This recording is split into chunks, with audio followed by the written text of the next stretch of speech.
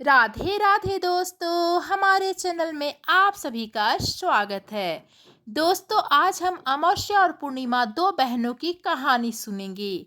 चलिए दोस्तों, कथा शुरू करते हैं। दोस्तों, किसी समय में एक अत्यंत अत्यंत समृद्ध और धर्मनिष्ठ राज्य हुआ करता था।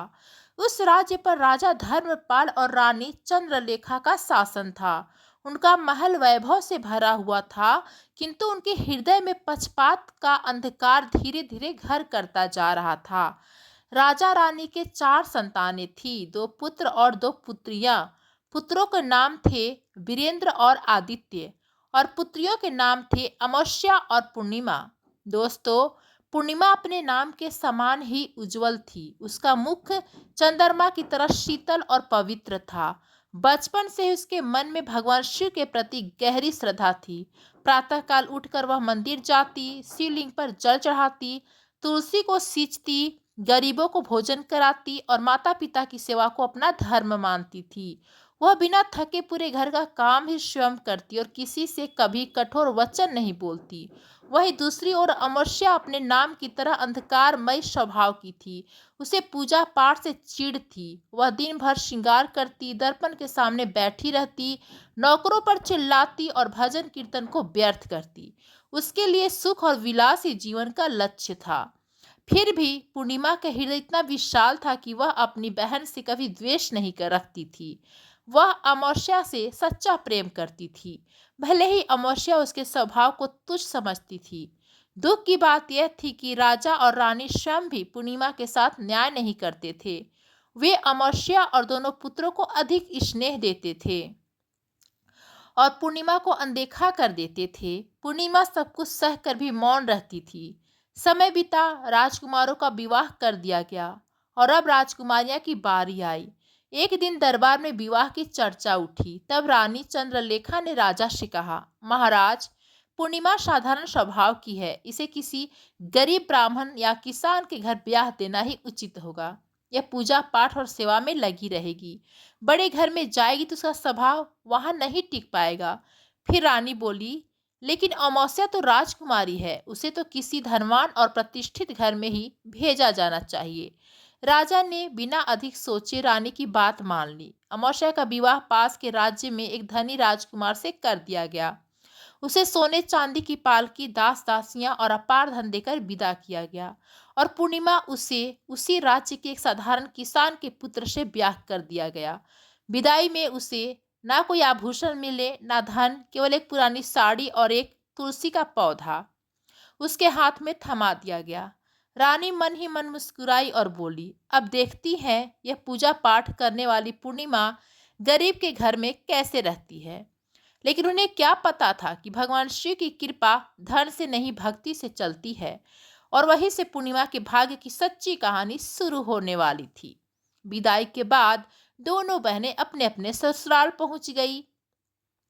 अमावस्या राजमहल में किसी महारानी की तरह रहने लगी। रेशमी वस्त्र, आभूषण, दासियां और ऐश्वर्य सब कुछ उसके चारों ओर था। उसका पति एक राजकुमार था, पर उसका स्वभाव घमंडी और अहंकारी था। धन और पद के कारण वह स्वयं को दूसरे से श्रेष्ठ समझता था। उधर पूर्णिमा एक साधारण किसान के घर पहुंची। मिट्टी की दीवारें, टूटी हुई छत और सीमित साधन पर वहां शांति थी। उसका पति शांत, विनम्र और परिश्रमी था। पूर्णिमा ने अपने भाग्य को भगवान शिव का प्रसाद मान लिया और उसी छोटी सी झोपड़ी में भी रोज पूजा पाठ, तुलसी सेवा और अतिथि सत्कार करने लगी। वह कभी अपने अभाव पर दुखी नहीं होती थी, क्योंकि उसे विश्वास था कि जहाँ भक्ति है वहाँ कभी कमी नहीं होती। कुछ दिन इसी तरह बीत गए। एक दिन अमावस्या ने अपने राजसी घर में भव्य शिव चालीसा का आयोजन करवाया। पूरे गांव की स्त्रियों को आमंत्रण भेजे गए। ढोल नगाड़े बजे, सजावट हुई, भोज की तैयारी शुरू हुई। लेकिन उसने जानबूझकर अपनी बहन पूर्णिमा को नहीं बुलाया। उसके मन में घृणा थी। वह गरीब किसान की पत्नी अब मेरी बहन कहलाने योग्य नहीं रही। उसे बुलाना मेरे मान सम्मान को गिराना होगा। उधर पूर्णिमा अपने घर के बाहर तुलसी को जल दे रही थी। तभी गांव की कुछ स्त्रियां वहां से गुजरी और बोली, अरे पूर्णिमा बहन, आज तुम्हारी बहन के घर शिव चालीसा का पाठ है, तुम नहीं जा रही हो? पूर्णिमा ने विनम्रता से कहा, नहीं बहनों, मेरी बहन ने मुझे बुलाया नहीं है। स्त्रियां बोली, अरे निमंत्रण ना भी दिया तो क्या हुआ, वह तुम्हारी बहन है, पूजा में तो अपने आप जाना ही चाहिए। चलो हमारे साथ। उनकी बात मानकर पूर्णिमा चल पड़ी। वह बिना किसी आभूषण के साधारण साड़ी में केवल अपने शिव विश्वास के साथ वहां पहुंची। जैसे ही अमावस्या की दृष्टि उस पर पड़ी, उसका चेहरा क्रोध से भर गया। वह तिरस्कार भरे स्वर में बोली, जब मैंने तुम्हें बुलाया ही नहीं था तो तुम यहाँ क्यों आई हो?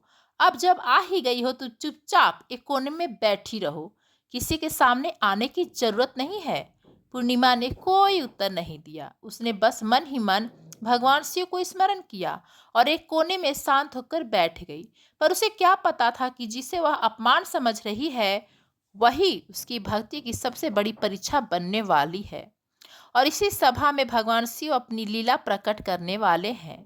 अमावस्या ने सभा के बीच पूर्णिमा की ओर तिरस्कार भरी दृष्टि से देखा और कठोर स्वर में बोली, इधर उधर मत घूमो, आज तो तुमने मेरी इज्जत ही मिट्टी में मिला दी है। जरा अपने कपड़े देखो, इस हाल में तुम मेरे महल में आई हो। फिर वह रुक कर पूर्णिमा की गरीबी का मजाक उड़ाने लगी। सभा में हंसी गूंजने लगी और हर हंसी पूर्णिमा के हृदय को चीरती चली गई। उसकी आंखों से आंसू बहने लगे। उसने मन ही मन भगवान शिव को पुकारा, हे भोलेनाथ, मेरा अपराध क्या है? पूजा करना, सेवा करना, परिश्रम करना, क्या यही मेरा दोष है? हे प्रभु, कब आप मेरी सुनेंगे? पूरी शिव चालीसा समाप्त हो गई। सबको प्रसाद बांटा गया, पर जानबूझकर पूर्णिमा को छोड़ दिया गया। वह खाली हाथ भारी मन लेकर वहां से निकल पड़ी। रास्ते में सोचने लगी, घर पहुंचूंगी तो बच्चे प्रसाद मांगेंगे, मैं क्या उत्तर दूंगी? तभी उसके मन में विचार आया, क्यों ना मैं कुछ समय के लिए अपने मायके चली जाऊं। वह मायके की ओर चल पड़ी। कुछ दूर जाने पर उसे एक तुलसी का पौधा दिखा। उसके पास एक छोटा सा चबूतरा था और उस पर एक वृद्ध बैठी थी। उस बुढ़ी माँ ने प्रेम से पूछा, बेटी, तुम कौन हो और कहाँ जा रही हो? पूर्णिमा ने अपना हाल सुना दिया। बूढ़ी माँ बोली, बेटी, मेरा तुलसी का पौधा सूख रहा है, इसमें थोड़ा जल डाल दो और यह चबूतरा साफ कर दो तो मुझे शांति मिलेगी। पूर्णिमा ने तुरंत तुलसी को जल चढ़ाया, चबूतरे की सफाई की और उस वृद्धा के चरण दबाए। फिर बोली, माँ जी, और कोई सेवा? बूढ़ी माँ का चेहरा प्रसन्नता से चमक उठा। नहीं बेटी, तुमने बहुत किया है, भगवान तुम्हारा कल्याण करे। जब मायके से लौटो तो मुझसे मिलकर जरूर जाना। पूर्णिमा प्रणाम करके आगे बढ़ गई। थोड़ा आगे चलने पर उसे एक प्राचीन शिव मंदिर दिखाई दिया। वहां भी एक चबूतरे पर एक वृद्ध बाबा ध्यान मग्न बैठे थे। वे साधारण नहीं थे, वह वृद्ध बाबा वास्तव में भगवान शिव थे। पर पूर्णिमा उनकी दिव्यता को पहचान न सकी। बाबा ने करुण स्वर में कहा, बेटी, तुम कौन हो? क्या मेरी एक छोटी सी सहायता कर सकती हो? बड़ा पुण्य मिलेगा। पूर्णिमा ने विनम्रता से उत्तर दिया, मेरा नाम पूर्णिमा है बाबा। बाबा बोले, बेटी, यह मंदिर बहुत गंदा हो गया है, कोई इसे साफ नहीं करता, क्या तुम इसकी सफाई कर दोगी? और मेरे स्नान के लिए 2 बाल्टी पानी भर दो, शरीर बहुत थक गया है। पूर्णिमा ने एक पल भी सोचे मंदिर की सफाई की। उसने शिवलिंग को धोया, दीपक जलाया, फूल चढ़ाए और पूरे मन से भगवान शिव की पूजा की। फिर बाबा के लिए पानी भर दिया। बाबा मंद मंद मुस्कुराए। पूर्णिमा उन्हें प्रणाम करके आगे बढ़ गई। थोड़ी दूर आगे उसे काली माँ का मंदिर मिला। वहां भी एक वृद्धा बैठी थी, वही आदि शक्ति माँ काली। साधारण रूप में माँ ने पूछा, बेटी, तुम कौन हो? क्या मेरी कुछ सहायता करोगी? पूर्णिमा ने हंसकर अपना नाम बताया। माँ बोली, यह मंदिर कितना गंदा हो गया है, लोग पूजा करके चले जाते हैं पर सेवा कोई नहीं करता। पूर्णिमा ने झाड़ू उठाई, मंदिर साफ किया, माँ का श्रृंगार किया, दीप जलाया और उन्हें स्नान भी कराया। फिर उनके चरण दबाए। माँ काली का मुख आशीर्वाद से चमक उठा। बेटी, तू धन्य है। आगे बढ़ते हुए पूर्णिमा एक नदी के किनारे पहुंची। वहां एक और वृद्धा बैठी थी, वही स्वयं गंगा मैया थी। गंगा मैया ने कहा, बेटी, क्या मेरी थोड़ी सेवा करोगी? पूर्णिमा ने उन्हें जल अर्पित किया, घाट साफ किया और प्रेम से सेवा की। गंगा मैया ने उन्हें आशीर्वाद दिया। इन सब आशीर्वादों के साथ पूर्णिमा अपने मायके पहुंची। जब भाभीियों ने देखा तो वे प्रसन्न हो गई। अरे पूर्णिमा बहन, इतने दिनों बाद आई हो। पूर्णिमा मुस्कुराई। आज मन हुआ अपनों से मिलने का, इसलिए चली आई। उसने वहां भी सबके साथ मिलकर काम किया, रसोई में हाथ बटाया, भोजन बनाया। रात को सब साथ बैठे, हंसे, बातें की और प्रेम से समय बिताया। पर उसे यह पता नहीं था कि रास्ते में जिन बूढ़ों की उसने सेवा की थी, वे ही अब उसका भाग्य लिखने वाले हैं। अगली सुबह जब पूर्णिमा अपने ससुराल लौटने को तैयार हुई तो उसकी भाभीियों ने प्रेम से उसे विदा किया। एक भाभी ने उसे लाल साड़ी देते हुए कहा, बहन इसे पहन लो, बहुत दिनों बाद आई हो, अब जल्दी जल्दी आया करना। पूर्णिमा ने लाल साड़ी पहनी, 16 श्रृंगार किया और एक भाभी ने उसे एक थैला भरकर खाने पीने और जरूरी सामान भी दे दिया। वो उन्हें प्रणाम कर अपने घर की ओर चल पड़ी। रास्ते में वही नदी आई जहां गंगा मैया वृद्ध के रूप में बैठी थी। उन्होंने मुस्कुराकर पूछा, बेटी मायके से क्या लाई हो? पूर्णिमा ने अपना थैला दिखाया। माँ, भाभीियों ने कुछ सामान दिया है। गंगा मैया ने भी एक भारी थैला निकालकर उसे दे दिया और बोली, यह मेरी ओर से भेंट है, पर इसे रास्ते में मत खोलना, सीधे घर जाकर ही खोलना। आगे बढ़ते ही काली माँ का मंदिर मिला। माँ ने भी उसे एक थैला दिया। फिर शिव मंदिर आया। वहां बाबा के रूप में बैठे स्वयं भगवान शिव ने उसे एक और थैला दिया। थोड़ी दूर पर तुलसी माँ मिली। उन्होंने भी एक थैला उसके हाथ में रख दिया।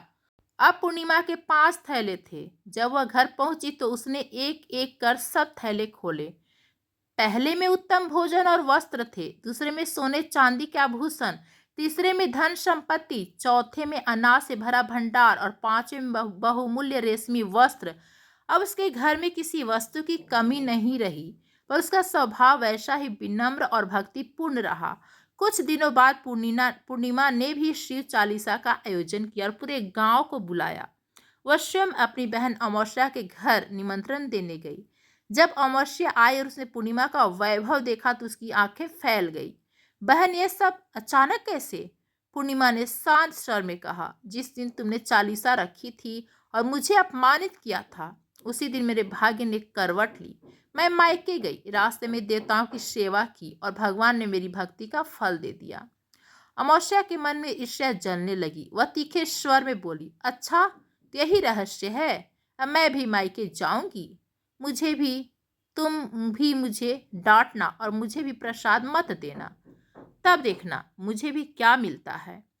पूर्णिमा ने शांत भाव से कहा, बहन ये सब भगवान की कृपा है, मैं तो सबको प्रसाद दूंगी। लेकिन अमावस्या ने प्रसाद लेने से इनकार कर दिया। वह क्रोध में घर लौटी, बच्चों से कुछ बहाना बनाया और अकेले ही मायके की ओर चल पड़ी। रास्ते में ही तुलसी माता मिली। उन्होंने करुण स्वर में कहा, बेटी जरा चबूतरा साफ कर दो और तुलसी में जल डाल दो। अमावस्या चिल्ला उठी, मैं इतनी कीमती साड़ी पहनकर आई हूँ, यह सब करके गंदी कर लूं? मैं कोई नौकरानी नहीं हूँ। तुलसी माता चुप हो गई। आगे बढ़ी तो शिव बाबा मिले। उन्होंने भी सहायता मांगी, पर अमावस्या ने उन्हें भी अपमानित कर भगा दिया। काली माँ और गंगा मैया से भी उसने वही व्यवहार किया। उसकी कठोरता देखकर सभी देवी देवता रुष्ट हो गए। जब वह मायके पहुंची तो भाभियां उसे देखकर हंसने लगी। अरे देखो, महारानी जी आ गई, ना काम करती हैं ना बुलावे का इंतजार, बस मुफ्त में खाने आ जाती हैं। रात में अमावस्या ने भोजन किया और सो गई। सुबह बोली, भाभी अब मैं जा रही हूँ। भाभियों ने व्यंग से कहा, जाओ महारानी, शुभ यात्रा। अमावस्या बोली, पूर्णिमा को तो आपने थैला दिया था, मुझे क्या मिलेगा? भाभी ने हंसते हुए कहा, तुम्हारा थैला तो अपने आप तुम्हारे घर पहुंच जाएगा। अमावस्या बिना कुछ बोले अपने घर की ओर चल पड़ी। रास्ते में वही दिव्य शक्तियां उसे फिर मिली। गंगा मैया, काली मैया, भगवान शिव और तुलसी माता, सब ने उसे भी थैले दिए, ठीक वैसे ही जैसे पूर्णिमा को दिए थे। अमावस्या के मन में खुशी भर गई, देखो मुझे भी वही मिला। लेकिन जैसे ही वह घर पहुंची और थैले खोले, उसका रंग उड़ गया। एक थैले में सिर्फ मिट्टी थी, दूसरे में कठोर पत्थर, तीसरे में सांप और बिच्छू और बाकी थैले भी डरावनी और व्यर्थ वस्तुओं से भरे थे। वह घबरा गई, सिर पीटने लगी, हे भगवान, ना मायके में कुछ मिला ना यहाँ। रोती हुई वह पूर्णिमा के पास पहुंची। तुझे सब कुछ मिला और मुझे कुछ भी नहीं मिला। पूर्णिमा ने शांत स्वर में कहा, बहन, जब मैं मायके जाती हूँ तो भाभीियों की सेवा करती हूँ। मैंने रास्ते में गंगा मैया, शिव जी, काली माँ और तुलसी माँ की सेवा की। तूने तो सभी को अपमानित कर दिया। ईश्वर अहंकार को फल नहीं देता। अमावस्या फूट फूट कर रोने लगी। बहन, मुझे माफ कर दो। मैंने सदा तुम्हारा अपमान किया। अब मैं भी भक्ति का मार्ग अपनाऊंगी। पूर्णिमा ने प्रेम से कहा, 3 सूत्र याद रखो। पहला, हर प्राणी पर दया करो। दूसरा, प्रतिदिन शिव चालीसा पढ़ो। तीसरा, 108 बार ओम नमः शिवाय का जाप करो। यही सच्चा प्रसाद है। अमावस्या ने भी इसे स्वीकार कर लिया और भक्ति में पूरी तरह से लीन हो गई। तो दोस्तों, आपको कैसी लगी यह कहानी अमावस्या और पूर्णिमा की? आप कमेंट्स करके ज़रूर बताइएगा। यदि पसंद आया हो तो हमारे चैनल को सब्सक्राइब कीजिएगा। हर हर महादेव, हर हर महादेव।